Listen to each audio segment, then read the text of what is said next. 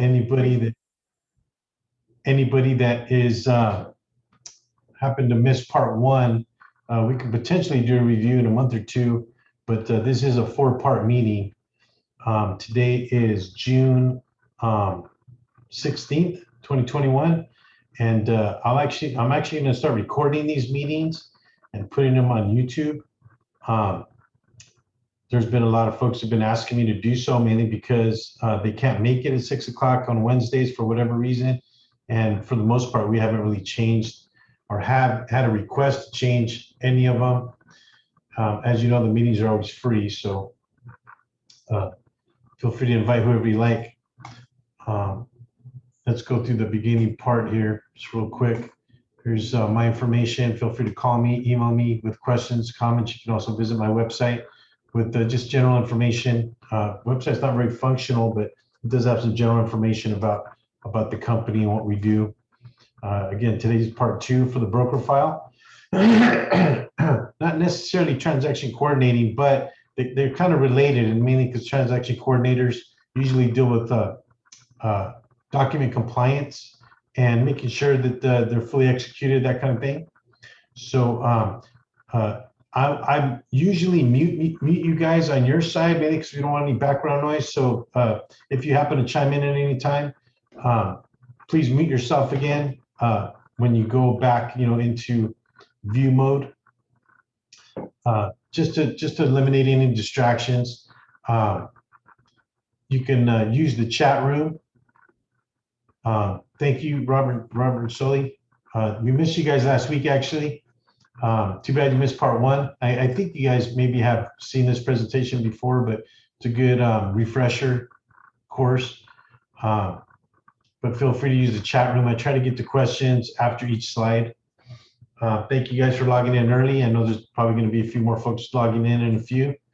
And feel free to invite whoever you like. The meeting is free, licensed or unlicensed. This information I try to get out there. We've all come across agents that aren't necessarily, I don't know what the word would be, scrupulous. I don't know if that's the word. But they're just unpleasant to work with. And so I try to kind of use the tug of war, tug the other direction, and it's all about education and attitude, right? I'd like to keep a good attitude, be educated in what we're talking about, protect the brokers, protect the clients, and why not be on that side of the rope and tug of war, right? So thanks for coming.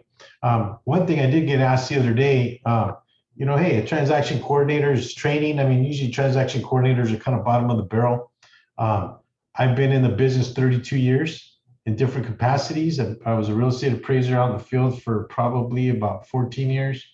I was a review appraiser, and I did review in all 50 states for about 7 years.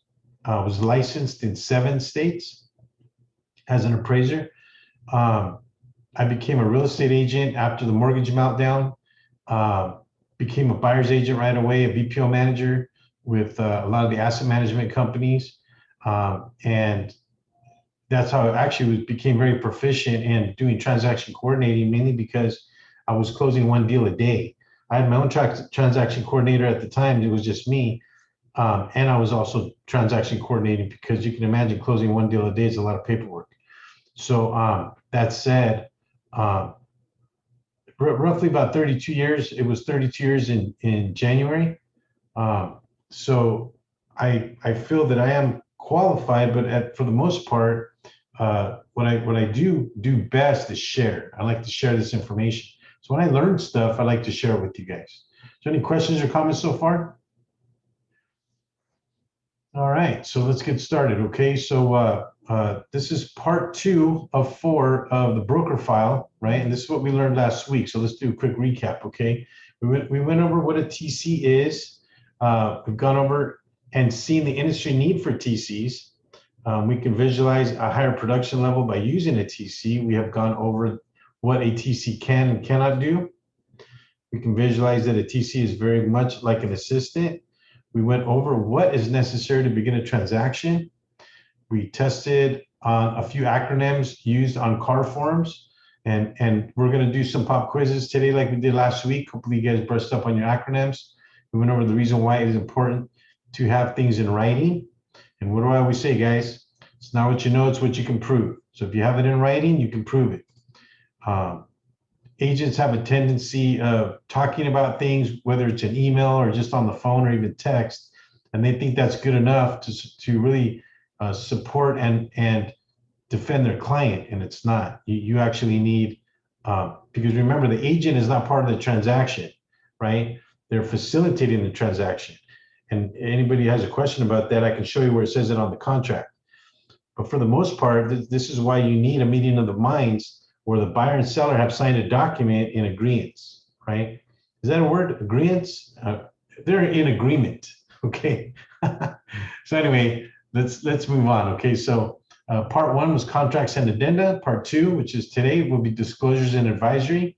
Reports and records will be next week, part three. And then the following week will be completion and delivery, will be part four.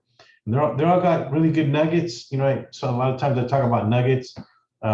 These little nuggets are little things that a lot of agents don't have that knowledge, if you will. And I speak in a general sense because, you know, on occasion you come across some good agents that are knowledgeable and actually willing to work with you in terms of, you know, the do's and don'ts, if you will. But then you have the ones that want to argue about certain things. So if you can actually prove it to them, and I do it on a daily basis, it's a little bit more comforting that they kind of let their guard down a little bit to say, okay, no, I never seen that before, right? So that said, today we'll be going over part two, like I said, disclosures and advisory. Any questions or comments on that slide? All right, so let's move right along to disclosures. Okay, so definition may refer to law, science, technology, and finance. So in terms of the word disclosure, let's define it, okay? So in law, it's called discovery, a pretrial phrase where parties in the case obtain evidence. Okay, so believe it or not, if or when there's ever a complaint on a file, and God forbid it's any of you guys, but what I'm saying is that it happens. You know, the real estate attorneys are out there, the courts are filled with cases, and an attorney gets a file, that's called discovery. And what they're doing really is they're researching the file, right? So that is, in essence, that definition in law is also disclosure. In science, the action of making new or secret information known. So in real estate, that's what we call revealing something. So understanding that we're not doing any science necessarily, but the formula in terms of discovery or disclosure, right, is revealing information, right? In technology, the acknowledgement of facts that one might prefer not to mention, especially risks and conflicts of interest. Yeah, we see that a lot in technology. But now in real estate, how does that relate to us in real estate? Well, that has to do with things that that we don't necessarily know, okay? I talked about a law that exists, or disclosure law that exists in one state in the union, and that is that they have to disclose the existence of paranormal activity, and that's in the state of New York. And that would kind of fall under this category, right? In terms of technology, okay? And then another, now overlaying technology, the act of releasing all relevant information pertaining to a company that may influence an investment decision, right? So another type of technology we could talk about in this case would be appraisal, right? Appraisal is a technology. I guess some would call it a science, right?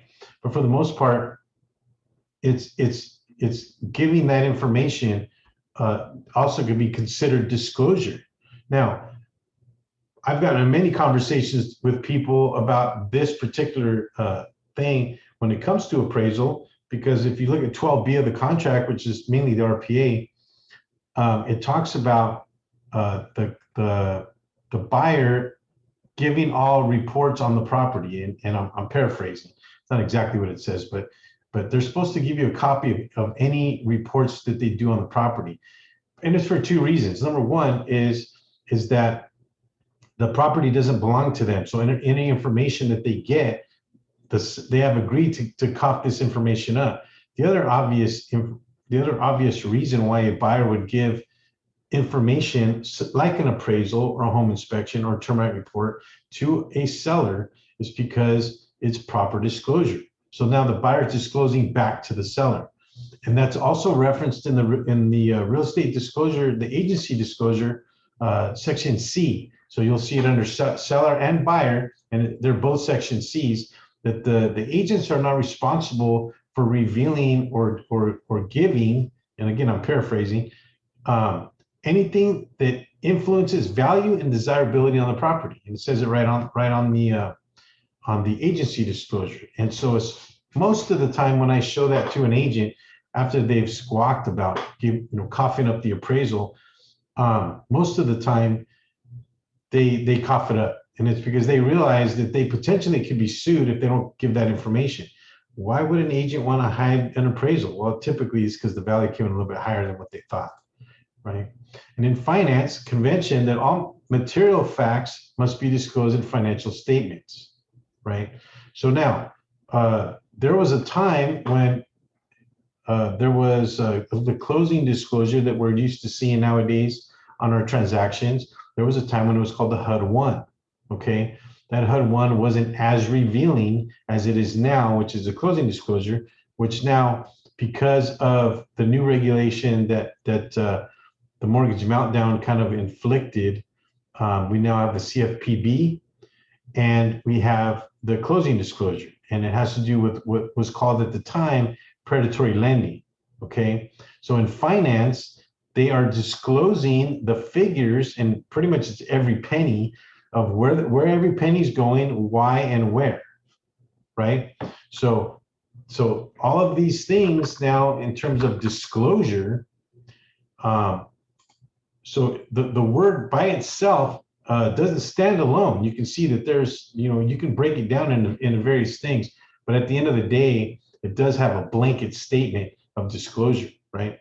So real estate requirement by the state of California.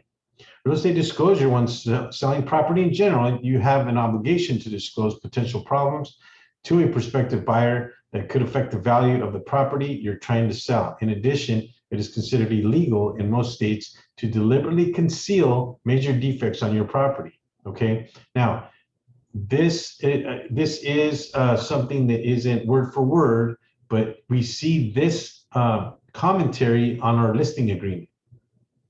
We also see it on the seller's advisory. We also see it on the statewide or the SBSA. I don't know what the acronym stands for. Oddly enough, like somebody was telling me the other day, Alex, you don't know what that is? It's like, well, I don't know everything, guys. Come on. But for the most part, I know I can reference it. Okay. So most of us know what the SBSA is. It's statewide advisory and disclosure. I don't remember exactly what the acronym is, but the idea is, okay, is that if you break all of these different categories down, it actually compiles an entire real estate file, right?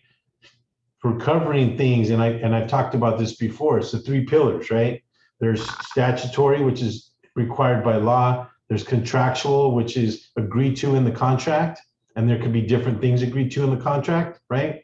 And then there's civil. There's things that we cover ourselves as brokers in terms of disclosing to the client and or mentioning, and we can even put it in an addendum that we see fit, okay, to cover those three pillars. Oh, there we go. Thanks, Robert Sully. Statewide buyer and seller advisory. Yeah, so it's SBSA, right? So that is the three pillars to really cover our disclosure requirements. And what are we looking for? We're looking for a DRE compliant file, right? That's what a broker is looking for. If they ever get audited, or God forbid they ever get sued, guess who's going to ask for that stuff? The DRE auditor is going to ask for it, or an attorney. And you want to be able to hand them a file that's complete, that's fully executed, meaning signed by buyer and seller, and has all the dates intact. So there should be a second set of eyes looking for those things. And typically that's transaction coordinator. Sometimes it's an assistant, but typically it's a transaction coordinator. So any questions or comments on that slide? All right, well, moving right along. So there's 17 slides today. We're on number 5, and we're doing pretty good on time at 6:20. So moving on to this disclosures again. So the heads of real estate industry have created a number of required and non-required forms that essentially help in meeting the state requirement, along with helping buyers and sellers contractually when putting a transaction file together. Each category has previous forms with very specific purpose and meaning. So the forms are broken down into different categories. Okay, so here are the categories. We have residential, income, lease, commercial, disclosure, listing, property management, purchase, vacant land, and back office. And there's probably a few more categories, but I just wanted to give a cross section of what we normally use. Okay, each category has similar and specific forms alike. Depending on your transaction, an agent can reference a particular category and orchestrate the necessary forms required for their transaction. It is the agent broker's responsibility to know and understand what forms to use and how to fill them out.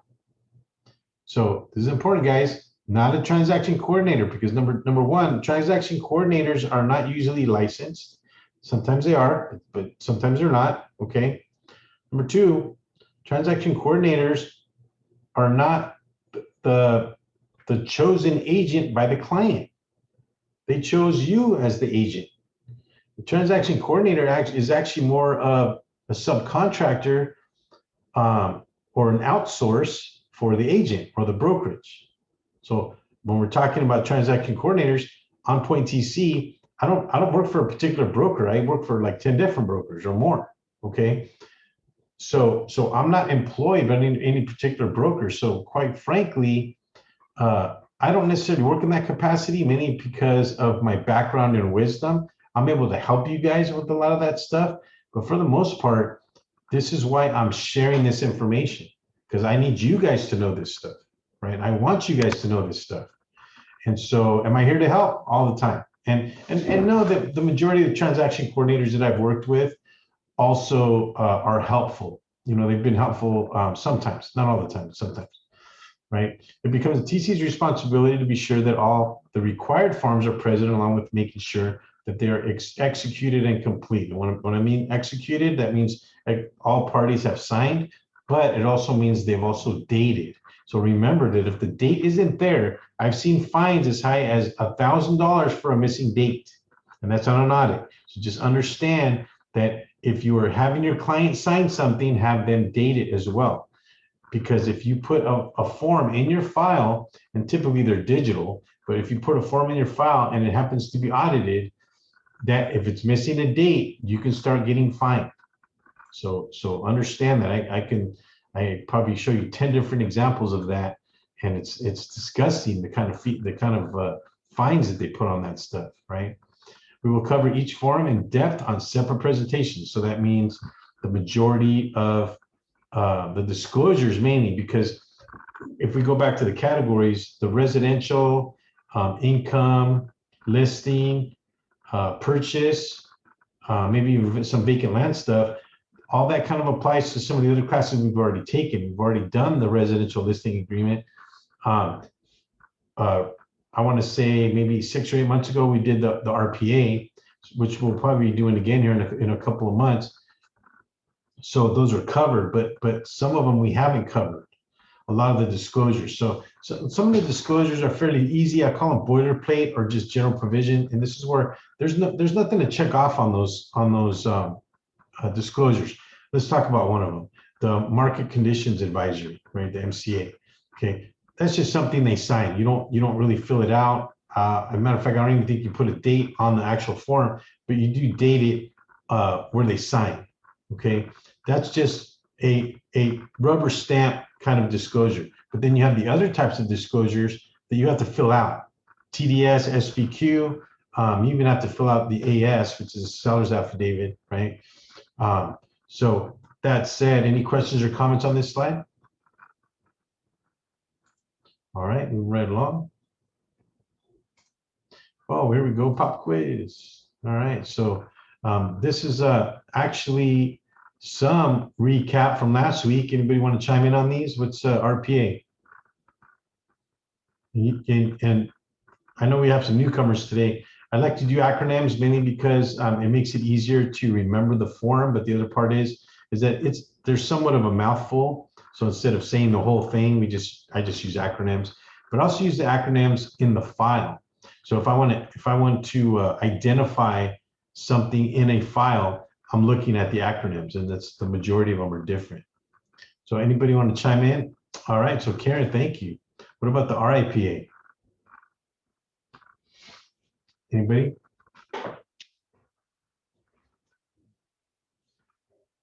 So remember that typically the acronyms follow the actual wording.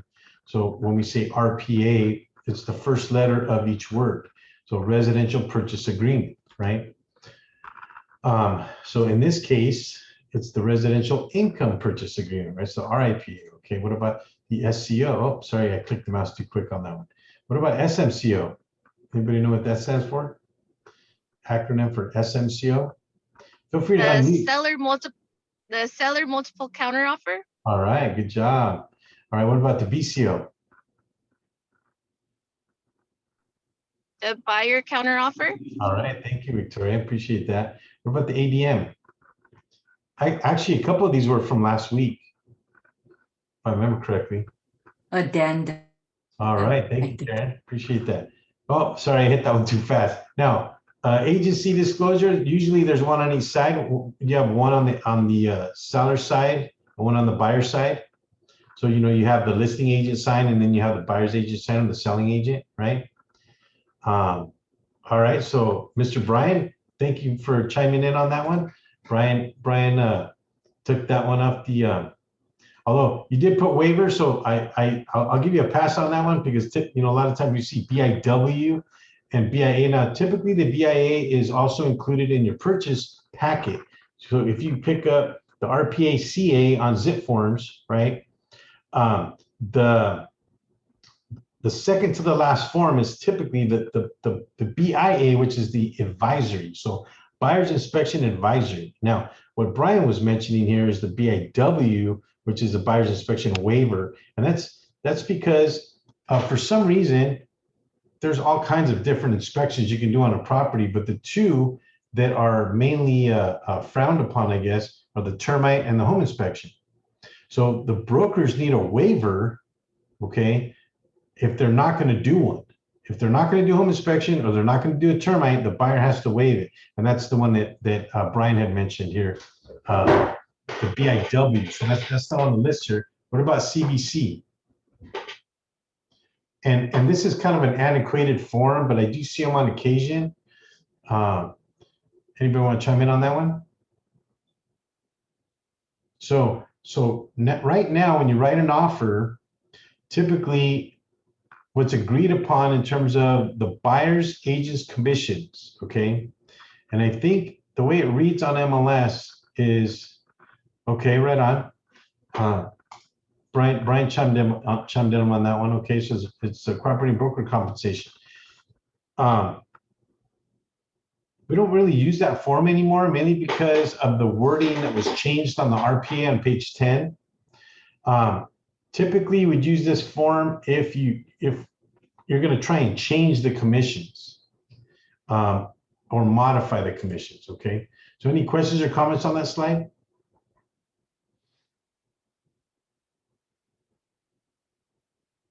Let's do a quick funny, okay? When you're watching HGTV and it doesn't even resemble how real estate is done in real life. And I'll be honest with you, I can't stand watching real estate shows. It really upsets me that these individuals go in and glorify the things that we do, the way that they do it. I mean, it's nowhere near the real world. So to me, it's hard to watch. So how many of us never realized how much it was involved in working in the transaction? There are over 70 items that can be part of a file. The unfortunate part is that most real estate agents have little knowledge as to what is required. And that's true.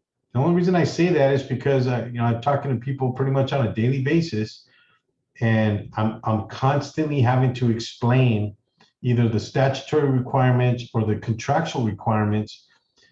Civil requirements, probably even more, but the contractual and statutory requirements have to explain them on a daily basis, and mainly because I'm working with new agents all the time. Now, do I come across some of the agents that know exactly what those things are? On occasion, I do, and some brokers I come across, but for the most part, I don't. So what does that mean, guys? That means that if you're not sure what it is that I'm talking about, that it's time to research and time to read the contract. Hey guys, the contract is 10 pages. It pretty much says it right there, word for word. That's why it's 10 pages, because it's telling you what's required. It's telling you what's contractual. When I say required, I mean by law, statutory. But it's also telling you what's contractual. It's telling you the rules. You know, I think it's 30F of the contract, if I remember correctly, talks about that anything that expires on the weekend it actually goes to Monday. So if you have, let's say you have a contingency removal that expires on a Saturday, well, guess what? It doesn't. It actually it will expire on the Monday, which adds 2 days to your contingency date. You can't close on the weekend either. So that the same thing with the closing. And see, a lot of agents don't know that. So guess what? You guys, empowered with that little nugget, you guys could potentially add some time to your transaction just with an extension of time. It's a trick. You guys really need to pay attention to the dates and the weekends. Any questions or comments on that?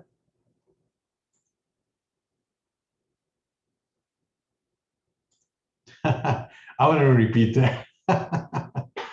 Okay, so where do we find what is required? Okay, where do we look? Hey, Alex, you know what? How do you know what's required in a file? Well, as mentioned, it is in the contract, but there are things that are not necessarily in the contract that is so clear. Okay, so if you go to and I think it's on the slide here. Yeah, okay, here you go. If you go to car.org, you can find the most recent disclosure charts, and I think the last one that's been put out, I think was December of 2018, if I remember correctly. Although there's probably a new disclosure chart out now because of the new home hardening disclosure. So anytime there's something new that pops out like that, they usually change the disclosure chart. But this is where you find it. And I took a little snip of the top there. If you go to car.org, you log in, you could just type in disclosure charts and this will come up. It'll ask what you're looking for. And then if you just say sales disclosure chart, this is what pops up, okay? And I don't necessarily like the interface that they picked, but it is what it is. And you get used to it over time, but it's always a good idea to read it because what it's telling you is, okay,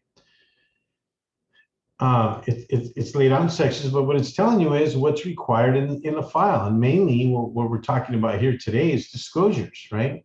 So that's where you find the disclosures. It's telling you what disclosure you need, right?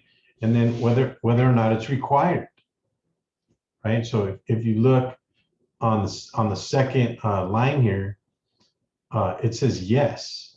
So that means when the disclosure that's required on a 1 to 4 unit, right? And I don't know, you guys need me to annotate or do you see my mouse? Let me grab a line here real quick. So if you look here, it says yes, okay. That means that a residential 1 to 4 unit, right, does require that information. Now, what it tells you here is that where do you get that information? You get it on the NHD. So that means if you have the NHD, which is included on every transaction, that requirement has been met. Does that make sense? Okay, so let's move on. So, oh, sorry, I actually already have highlighted some of this stuff. So residential 5 units now, you'll notice that it says no, it doesn't need that information, but because they're going to get an NHD, they're going to get it anyway, right?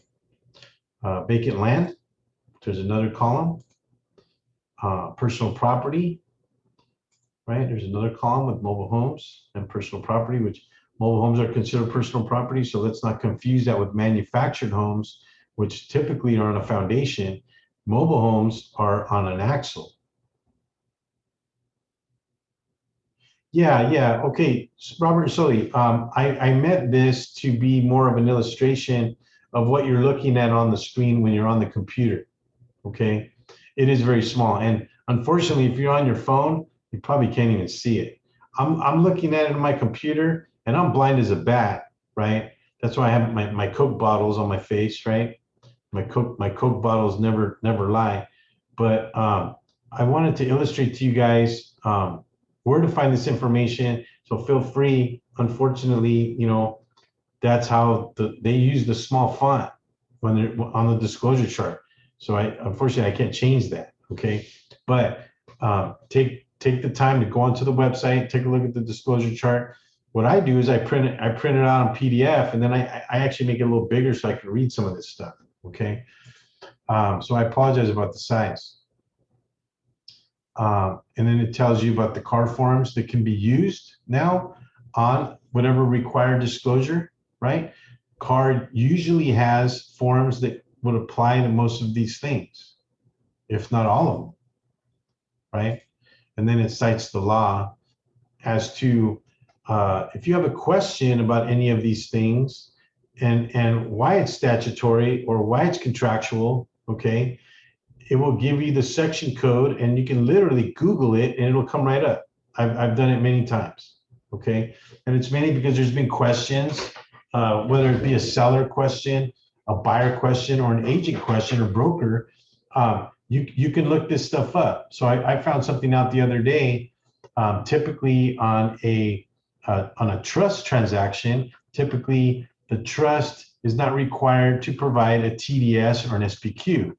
They're actually exempt, but there are two loopholes. And when I looked up the law citation on it, that's where I found it. I think I also found it on the SBSA.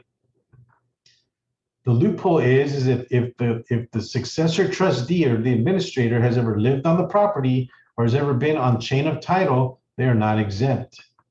So it's not just a hard and fast rule, but the idea that I'm trying to give here is that you can reference these things here on the law citation. So you can see that pretty much the majority of the information that we need to disclose is pretty much at our fingertips, right? So we have probate trust transactions, and so I just referenced the trust. Same thing with a probate or bankruptcy. And then obviously there's the REO section or foreclosure section, and that usually has to do with bank-owned properties, and or collateral transactions. So again, you can go to the website, pull up disclosure charts. What I do is I take a PDF, I put it in a folder somewhere on my computer, and that way I can reference it. Now there's also something called a summary advisory, which now expands on all of these things. So when you look at it, there's a lot of writing, and then what they're doing is more of an explanation for each thing. So this kind of tells you what's required. If you need a little bit more explanation, there's actually another PDF that you can put on your computer that will give you that same information. I'm sorry, we'll expand on that information, okay? But if you have a question as to what you need in your file, this is like the holy grail, because this is how I, as a transaction coordinator, this is how I know what's required. Right? This is my guide on what's required. So any questions or comments on disclosure charts? All right, moving right along. So here comes the word advisory. So now we've talked about disclosure and we defined it. So what's the difference between disclosure and advisory? So let's do the definition, all right? Advisory definition. Having or consisting in the power to make recommendations, but not to take action in enforcing them. An official announcement, typically a warning. A disclosure in general is to disclose potential problems of deferred maintenance or repairs. An advisory typically is to announce, and man, I spelled that wrong, didn't I? Or warning of anything that may happen in the future. So that's the difference. You could look at a disclosure as something that's happening now, and an advisory is something that's either happening now or in the future. And typically disclosures are either written out and or kind of off the top of your head, whereas an advisory is in general sense. So let me give you an example. You can let people know that there's such a thing as the Megan's Law database. The Megan's Law database is a database where you can look up local registered sex offenders. But a lot of people may not even know what it's called or where to go to find it. So we're advising them of that information, right? Is that a disclosure or an advisory? Well, it's an advisory. I don't know if it says advisory on it, but it's an advisory. Whereas a disclosure like the transfer disclosure statement, you have to fill it out. You have to make comments. You have to let people know things that potentially could be wrong with the property. There could be a number of things. Same thing with the seller property questionnaire. Same thing, the SPQ, right? That's more of a disclosure than an advisory. So that's the difference. Any questions or comments on that slide? The following is a list of disclosure and advisories that is required on a typical residential transaction as an example, along with contracts and reports, which are part of subsequent presentations. Once attached, will complete a broker TC file. Understanding the use and importance of each form, advisory or disclosure guides you to whether or not you need to use it. This, of course, with the use of disclosure chart found on the CAR website. So let's get started, okay? So, oh, here we go, some more acronyms. Any questions or comments? You guys, anything going through your head? All right, let's move on. So here are a list of, and this is an older presentation. There's actually some new ones, so this isn't complete, but the majority of these still apply, okay? So who can tell me what the SPT is?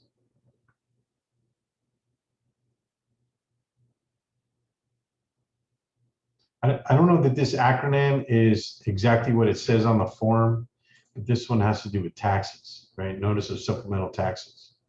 Oh yeah, supplemental property tax. Okay, yeah, so SPT. We already talked about the SBSA. Robert and Sully, thank you for keying in on that. TDS, that one's actually a statutory and contractual disclosure that's required. Anybody want to chime in on that one?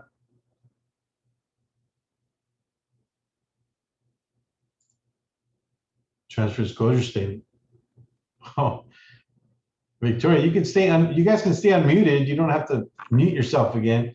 What I really don't like is just the background noise. But if you don't have any, then feel free to be unmuted. What about the SPQ? The seller property questionnaire. All right, thank you. What about the FLD? That one isn't. The acronym doesn't follow the actual form. But do you guys remember what the FLD is? Is that the Right lead-based paint? Right on. Yeah. Sure. Database. I hit the mouse too quick. So DVD, okay, that one's also one that doesn't follow the acronym. What about the AS? Affidavit of sellers or something. It actually is the seller's affidavit, right? And I don't ask me why.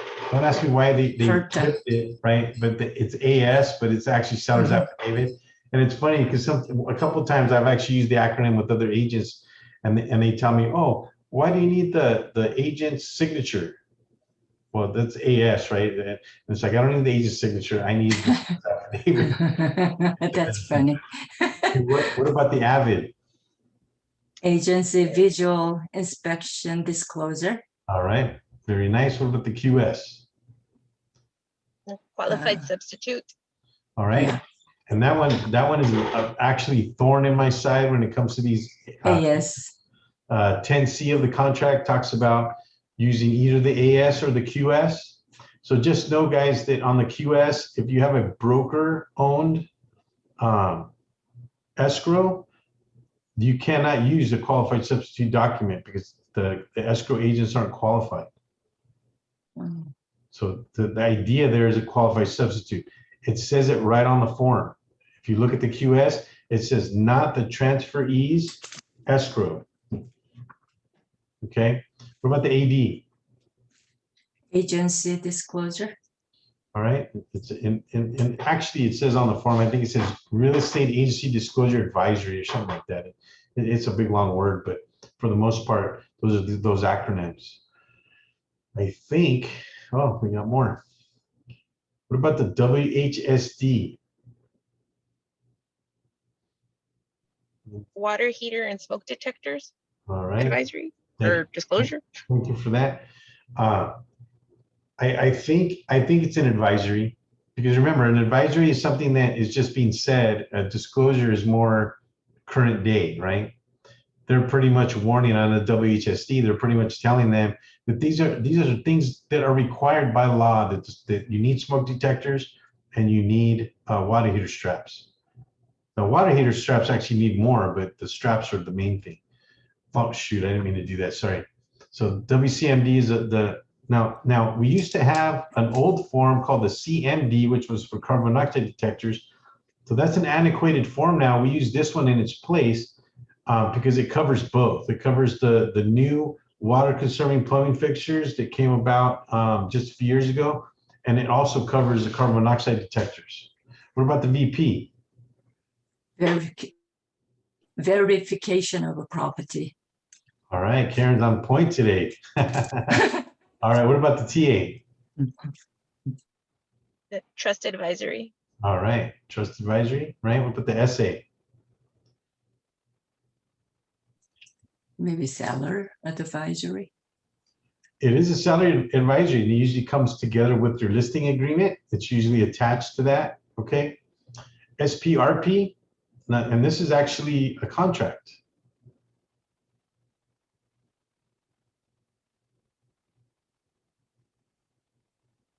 All right, well, thank you, Brian, for pointing that out. Yeah, there could be some age requirements.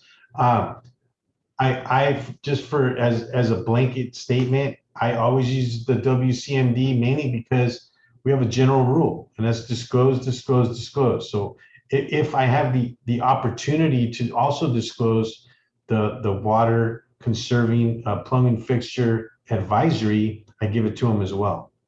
So understanding that you could be kind of ambidextrous with the forms. The general rule that we use is disclose, disclose, disclose, and it's mainly because I've been in court a few times, and I've seen these attorneys.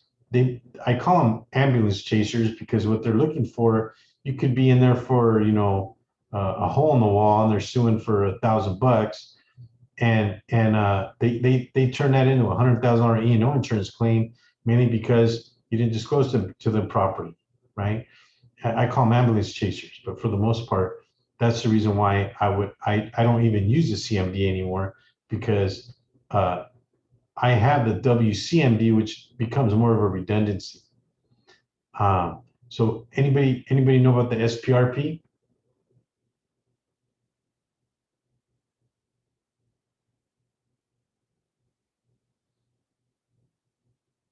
So that one is actually on the seller. Thank you, Karen. Want to replacement property. It's contractual. I think it's section 9 talks about the SPRP. Oh no, that's possession, right? Oh, sorry, I hit the thing. I hit the mouse again. Contingency for sale or purchase of other properties, CPO. So the SPRP is for the seller. The COP is for the buyer. The buyer needs to have a contingency, right, to sell their property, right? What about the PRBS? So that's a fairly new form. I want to say maybe 4 years old. It's kind of a mouthful, and that's why I like the acronyms. So just to kind of keep moving, that one is possible representation of more than one buyer or seller, and it's required on both the listing side and on the buyer side, and that's why all parties sign it. The BIW, I think Brian had mentioned that one before, so So there's the waiver, right? The BIA, not to be confused with, is the buyer's inspection advisory, but the BIW is the buyer's inspection waiver.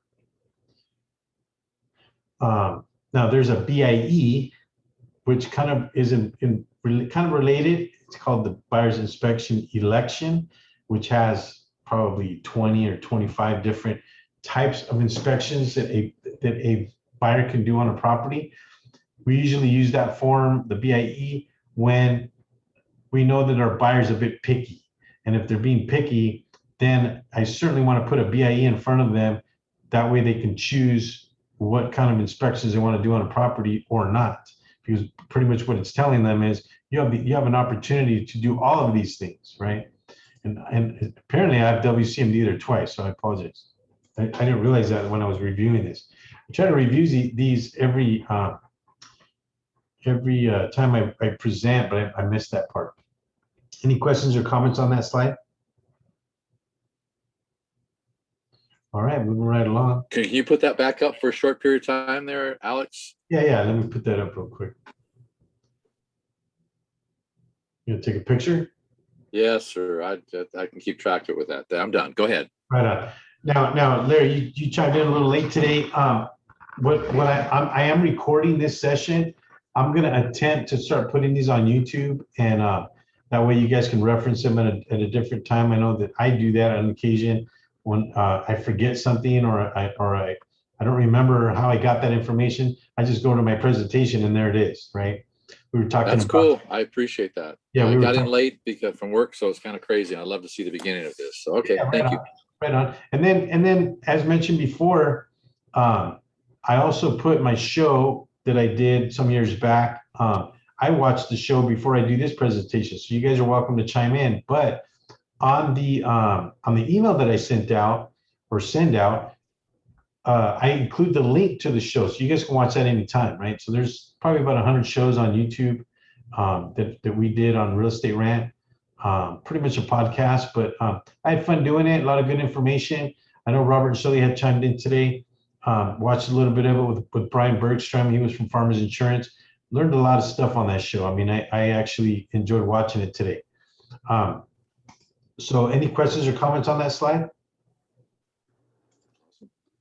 So I know on the top of this, it says not required disclosures, but I was looking at this and actually the HOA documents are required.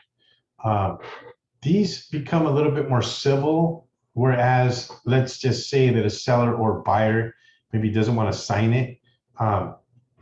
Nobody's really going to get in trouble for that necessarily. So it becomes more of a civil matter in the event that you don't have these in your file, right? So, oh, there I go again. Sorry, I clicked the mouse.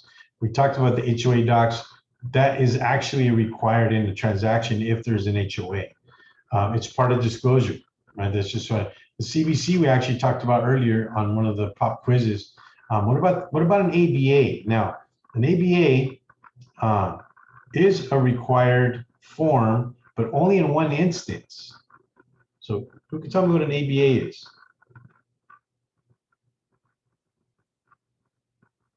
Well, let me give you a little bit of background real quick.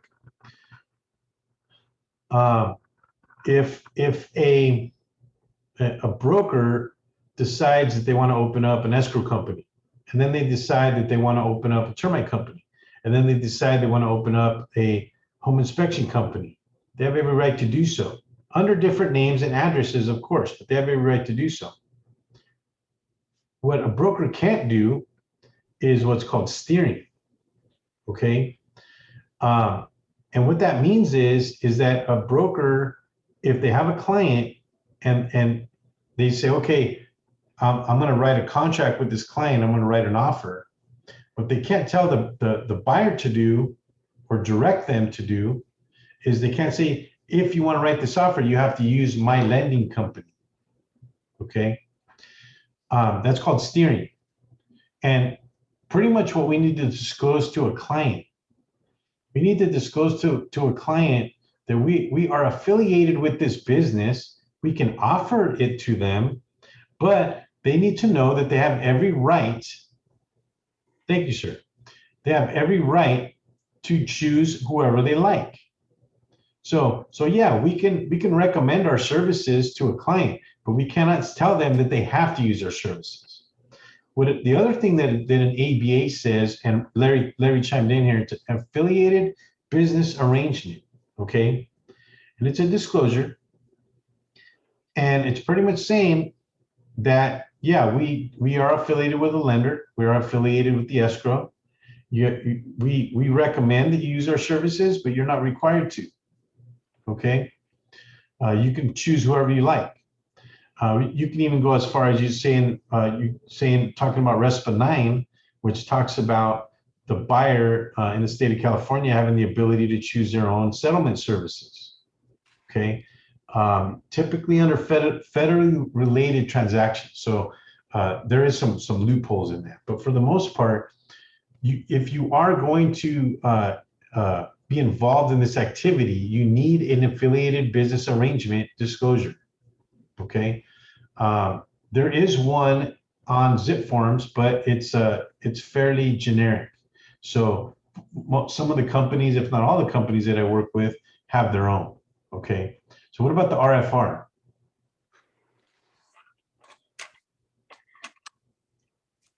Anybody chiming in on that one?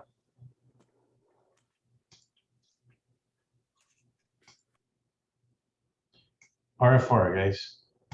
Anybody? Receipt for reports. Okay, so what do I always say? It's not what you know, it's what you can prove, right? How do we prove that the client saw the title report, the home inspection, the NHD, the appraisal, the HOA docs, the earthquake booklet, the lead booklet, right? Which is also contractual, sometimes by law. How do we prove that they got all that information? Well, what we do is we put it on a receipt for reports and we send it to them for their endorsement. And they typically sign it, and that's how we have proof that they received all those reports. Now, let's just say that for whatever reason, there's some reports on there that they didn't receive. Guess what they're going to do? They're going to ask you for them. Hey, I didn't get any of those. So you give it to them. It becomes a symbiont relationship now where you're making sure that the thoroughness of your file is complete. They're not just signing something just to sign it. The idea is to disclose, right? What about the REO? This one's kind of simple. Speaks for itself. Anybody?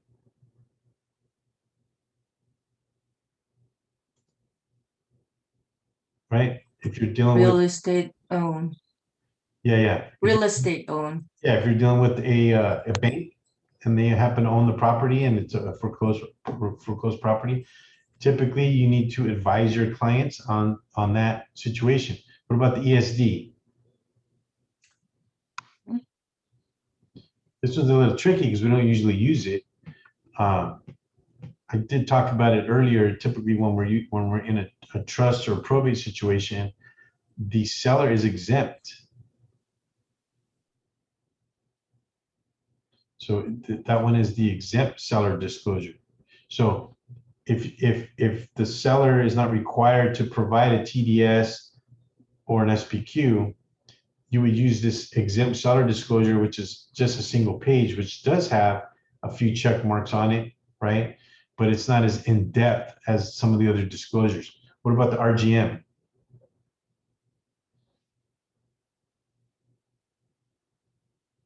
Anybody want to chime in on that one? All right.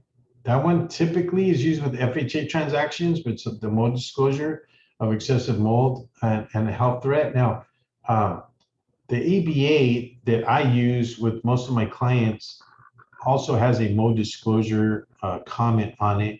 And it's mainly because usually this RGM isn't used on a transaction, only on FHAs, right? So it's probably wise, again, to fall back on the idea of just being redundant, disclose, right? There is some mold commentary on the contracts as well. There's some mold commentary on the SBSA as well. What about the SPT? And some of these are actually revised from previous slides. Anybody want to chime in on that one? All right, so that one's notice of property tax bill. Now, okay, now ESV, I don't personally use it anymore, and because I don't, it's not normally used. I'll be honest with you. Anytime I did ask for it, most of the agents cried about it, and it's mainly because it has to be manually signed. It can't be digitally signed. Okay, but that's electronic signature verification. Now, we all have to understand, guys, that in order to use this technology, we need the client's permission. Okay, it's called the validity statement. Okay, I don't remember the section code, but it's a civil code. Okay, that if you're using this technology, you need to have the client's verification that they gave you permission to use the technology. So what do I do now? Because I don't use the ESV anymore, because the ESV is still on the Zip Forms platform. But what I do is, anytime I get a signature, and I just get one, I don't get every single one that I get signed, but I get one. As long as I have one that has the agent and then the buyers or sellers, okay, I just need one, and it's called an ESV cert. Okay, so when you get a signature on Zip Forms, typically, if you go into that folder, you're going to see the document that was signed, and then right next to it, you're going to see the verification. So if you open up the verification, usually it's 6 pages if you're using a DocuSign. Now, I don't personally like DocuSign, but DocuSign has the best platform for the ESV cert. It's usually 6 pages. It says there that they gave permission before they signed electronically. That's your validity statement. So if you put that in your file, your file now becomes complete, right, in terms of using the digital technology. So obviously you don't need an ESV if your client doesn't sign electronically. That's only required then. What about the FVAC? Question on the ESV, Alex. Yeah, what's up? So it's a form. The ESV is a specific form. You can't take a email electronically to say they've recommended that they can sign your signature or use their signature for that. Well, here's the thing: is that the ESV, if you look at it, the verbiage on it is very specific, and primarily what it's doing is it's allowing the client to give you, the agent, permission to use the technology. So in an email, it might just say, "Oh yeah, I give you permission to use the technology." That's not enough verbiage to satisfy the requirement. Because if you read the validity statement code, it talks about that the verbiage has to be very specific. So that's why I would rather use the ESV. But if you do what I said and go into ZipLogix, when you get a digital signature, right next to the form that was signed, right next to it, there's going to be a certificate. If you go to that certificate, all that verbiage is there. They gave you the permission, and it shows the email that it was sent to, and then the signature that was used. So actually, it's even better than the ESV form because there's a little bit more on there. Okay. So if people traveling or for people overseas, you'd probably recommend they do this right up front. Okay, yeah. So let's just say that was the case. If I send them a request to sign, the first thing they have to do is they have to verify that they're giving us permission to do so. So I don't need this form anymore. That's why I don't use it. Okay. If they were overseas or if they happen to be local, it's the same. Okay. I'm still getting that certificate online next to the document that they signed, and it's on there. The verbiage on it says that they've given permission to use the technology. Okay. Sorry to slow down. Didn't mean to interrupt. No, that's all right. No, and I'll tell you what, that whole validity thing it's a bit confusing, and like I said, it was a thorn in my side. So I changed my policy in terms of what I do to verify that I've gotten the client's permission to do so. So what about the FVAC? Anybody know what that is?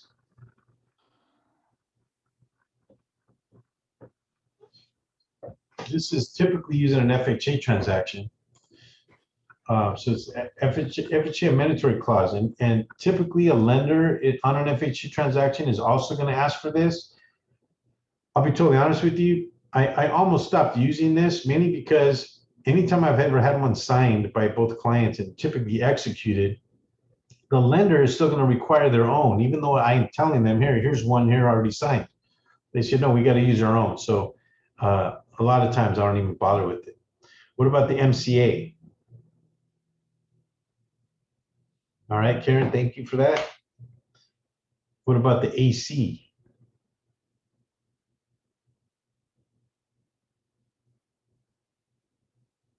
Anybody know what the AC is? Now, there is something that's required on every file, and it typically is in the form of the agency disclosure that we talked about earlier, which is the AD, okay? On occasion, you come across an agent that's going to battle you when you're asking them for a copy of their AD. They don't want to cough it up for whatever reason, okay? This form would be used in its place, right? Which is the agency confirmation, right? So pretty much what it does is it confirms the license numbers of the brokers, license number of the agents, and then all the parties involved, and then everyone signs it. So this here, if I didn't have both ADs from both sides, so I have the agency disclosure from the listing agent, agency disclosure from the selling agent. If I don't have both of those, I'm going to need the AC in its place. Now, what I often get a lot of agents say, "Oh, Alex, you know what? It's the first page of the contract." Well, yeah, that is an agency confirmation, yes, okay, but it doesn't have all the information that's on the AD. And earlier we talked about C, section C of the agency disclosure that talks about the value and desirability of the property. It doesn't say that on the contract. So what we want is the verbiage. Again, it's not what you know, it's what you can prove, right? Any questions or comments on that? All right, we're running long. We're on slide 14, so we're actually doing pretty good time here. Let me exit out the annotation. 707. Oh, okay, right on. So actually, we're already on final thoughts. So let's do this real quick. After looking at part one as to what a TC is and what forms are required to be under contract, part two covers what is to be disclosed and advised to a buyer. It is the seller's responsibility legally to share, reveal, warn, and recommend to a buyer to limit liability. With proper disclosure, it protects all parties involved in a transaction. The transaction coordinator, along with the hiring agent, have the necessary resources at their disposal to make sure that a file is complete and the clients are protected, and the brokers, right? This is one of the main reasons why real estate agents and brokers are hired.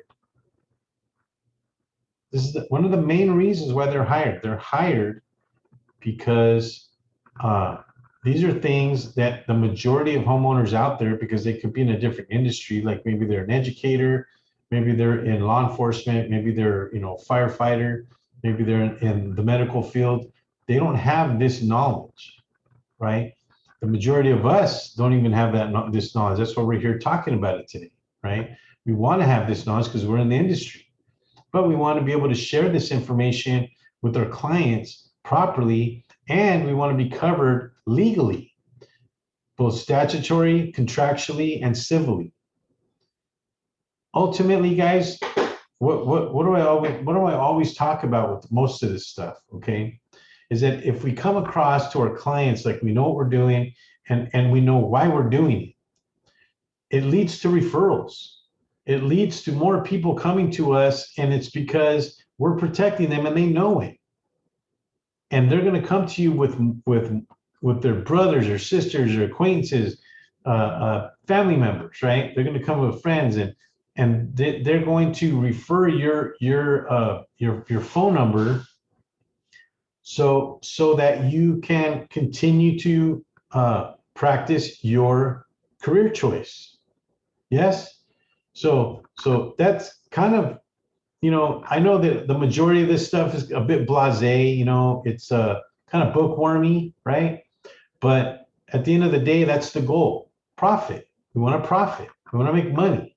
And I'm simply filling the gap between what most of the brokers' offices are doing. So this is more technical, because we can all go to brokers' offices and they're giving us the rah-rah. You know, you've heard me talk about this before. They grab some pom-poms and they're pumping you up, right? Go out and get business, go out and get business. Hey, you know what? That's all good too. There's nothing wrong with that, right? That is a necessary component of our business. You know what I always tell the guys during these trainings, what I always say, right? What business are we in? We're in the hospitality business. Understanding what we just talked about right now, I didn't say anything about hospitality necessarily. This here is simply facilitating when we actually get a client. But for the most part, it's before you get a client, you're in the hospitality business. That's what you're doing. That's what you should be doing. The other thing that you're doing is you're also branding yourself. Get people to know what you're doing, and get people to know that you're in the business and you need their business. And once you get it, if you have this information, they now know that you're knowledgeable enough to give you more profit, guys. That's the goal of what I talk about today. Okay. Any questions or comments on that? So let's move on to affiliates, and believe it or not, today we got a new one. There's my information, guys. Feel free to call me anytime. 32 years in the industry, I know a thing or two. So there was a few nuggets today. The majority of the classes, I try to throw out a few nuggets to you guys in terms of, you know, little tricks of the trade, or things that most agents don't know, or things that you can practice that will actually cause you to get more business. Okay. Email address, phone number, and website address. Now, the majority of you guys are getting my my text message reminder for today's class. Some of you may not. So if you want to be on that text message reminder, shoot me an email and I will set you up on that. I just need your phone number. Obviously, I just need your phone number. Most of you are also receiving my emails. I send one from Zoom for usually on the day of, but on Mondays, I send out the other one that has the link to the Real Estate Rant Show, as well as a handout from Larry. Larry gives out some really nice handouts, and it's just information. Do yourself a favor, and there's Larry's information.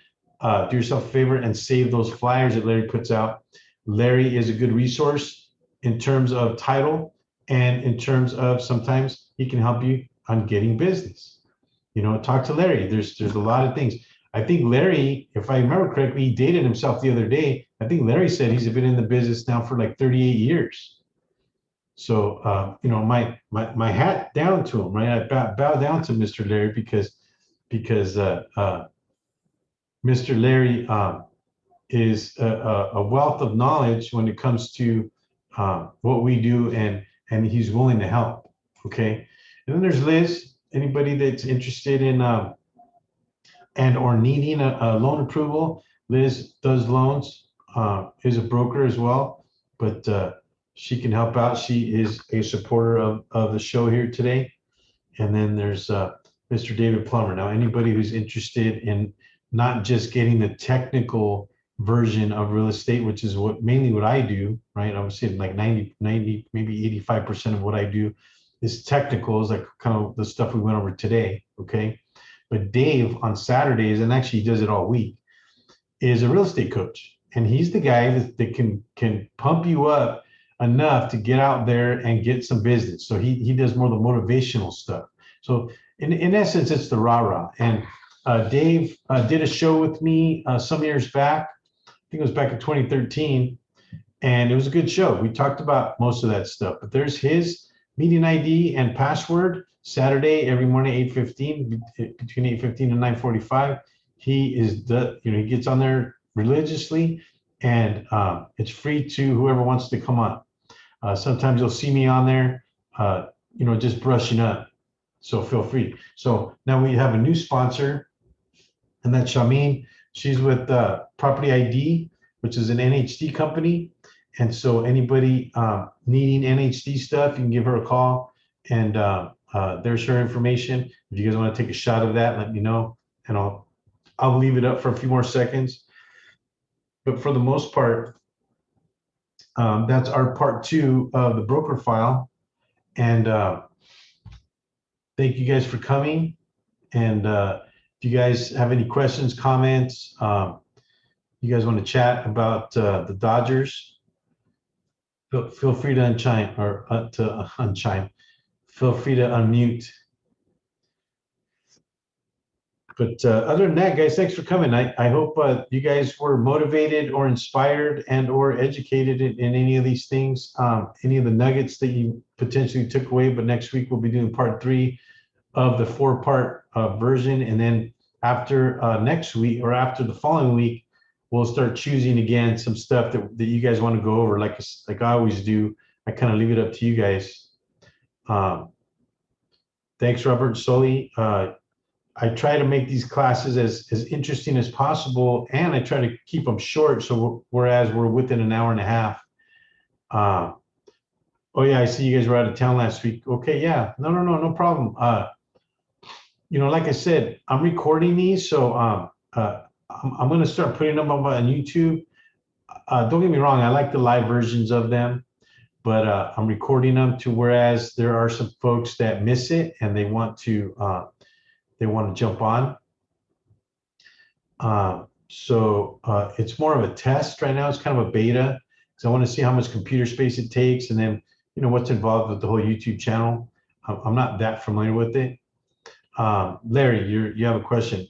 Can I get property ID person for my books? Can I get property ID person for my books? Let me back up here real quick. So that's Shamim Shamsay. I'm not sure I'm saying that right. I don't think she logged on today. I don't think I saw her there. Oh, Ron just logged in.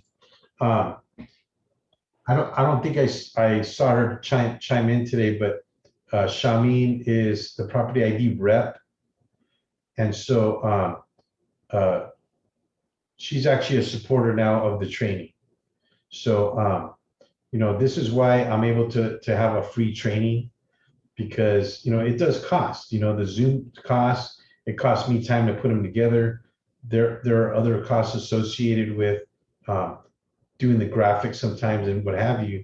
So there's some cost involved. It's not a lot, but there's some.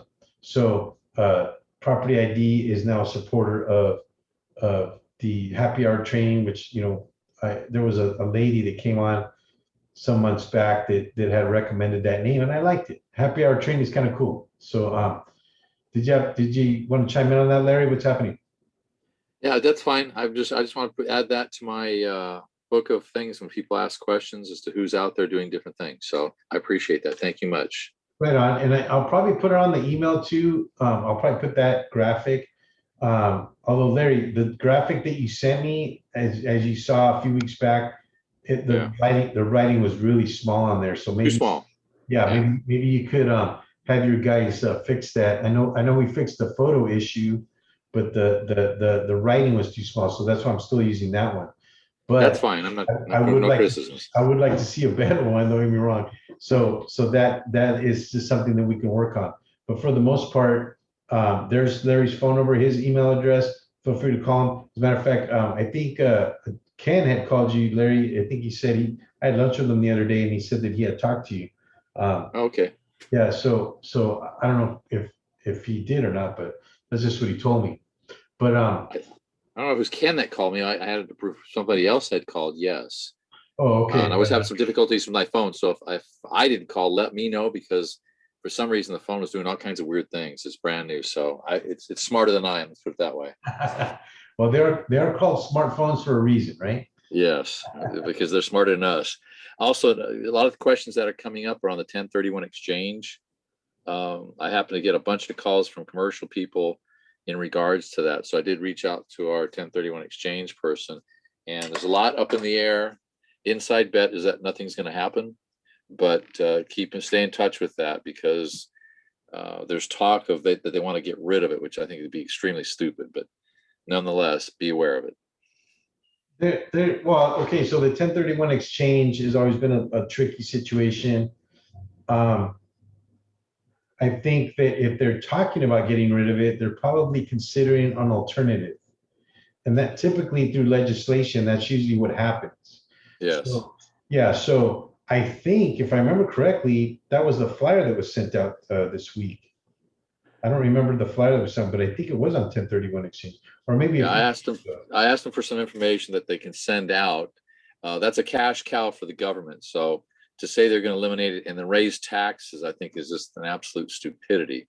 And at this point, hopefully they'll come to their senses and not go the radical route. Taxation without representation. I always. Oh man, craziness. Okay, so that said, the folks that are still on, everything you need to be successful in real estate is right here in front of you. Okay. In terms of document compliance, right? I can help you with that, obviously. In terms of title and even potentially getting business, Larry can help you with that. In terms of loans and lender qualification or buyer qualification, Liz can help you with that. In terms of motivation now as well, Dave can help you with that. Okay. And then obviously NHD, I mean, there's a lot of NHD companies out there, but for the NHD is a good resource. Did you have a question or something, Ron? Oh, I think he just unmuted. How you doing? Hey, Mr. Ron, how are you, sir? We missed you today. Hey, oh, wait a minute. Wait a minute. Hey, how you doing? Good, good. We missed you today. What's happening? Oh, I'm on another meeting. I have another meeting to go to. Right, all right. It happens. It happens. I mean, it's nice to have you pop on anyway. Okay. Yeah, right on. So next week we're going to be doing part 3 of the broker file presentation. If there's any takeaways on this particular meeting, the only thing I can say is it really has to do with disclosures and advisories. And what was required. And the real takeaway today is where to find the disclosure chart, which is on the CAR website, which is, zip, what we know as zip forms, right? You can pull up the disclosure and it'll tell you find all of the required disclosure. Hot traffic. So anyway, that said, anybody else have any questions or comments? No, not for me. Thank you. Okay, you're welcome, sir. Take care.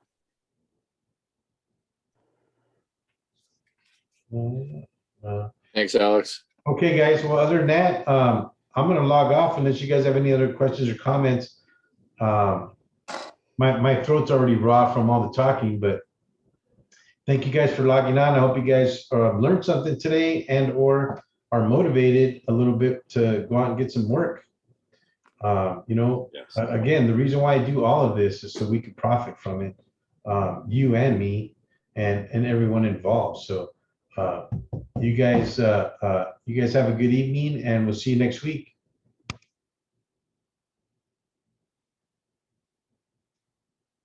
So I'm going to sign off now, right, guys?